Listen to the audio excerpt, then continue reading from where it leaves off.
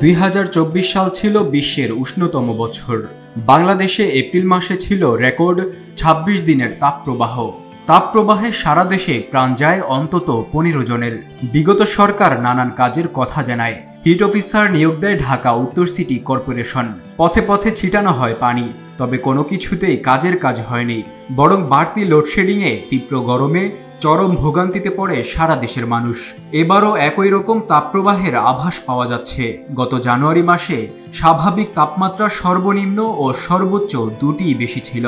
রাজধানী ঢাকায় এখন দিনের বেলায় বেশ গরমও অনুভূত হচ্ছে। তাপমাত্রার এই ঊর্ধ্বগতি অব্যাহত থাকবে বলে আশঙ্কা করা হচ্ছে। 2025 সালে ঠিক কতটা গরম পড়বে সেটি নিয়ে চলছে বিশ্লেষণ। এদিকে আবহাওয়া অফিসের ফেব্রুয়ারি মাসের পূর্বাভাসে বলা হয়েছে, ফেব্রুয়ারি মাসে দেশে স্বাভাবিক অপেক্ষা কম বৃষ্টিপাতের সম্ভাবনা রয়েছে। এছাড়া দিন ও রাতের তাপমাত্রা ক্রমান্বয়ে বাড়বে। দিন ও রাতের তাপমাত্রা স্বাভাবিক অপেক্ষা বেশি থাকতে পারে। এ মাসের শেষার্ধে দেশের কোথাও কোথাও 1-2 দিন বজ্রবৃষ্টি ও শিলাসহ বজ্রবৃষ্টি হতে পারে। গত বছর তাপপ্রবাহের পর থেকে এখন পর্যন্ত কোনো পরিবর্তন আসেনি। উন্নয়নের দর্শনই পরিবর্তন হচ্ছে না, উল্টো গাছ কাটা হচ্ছে।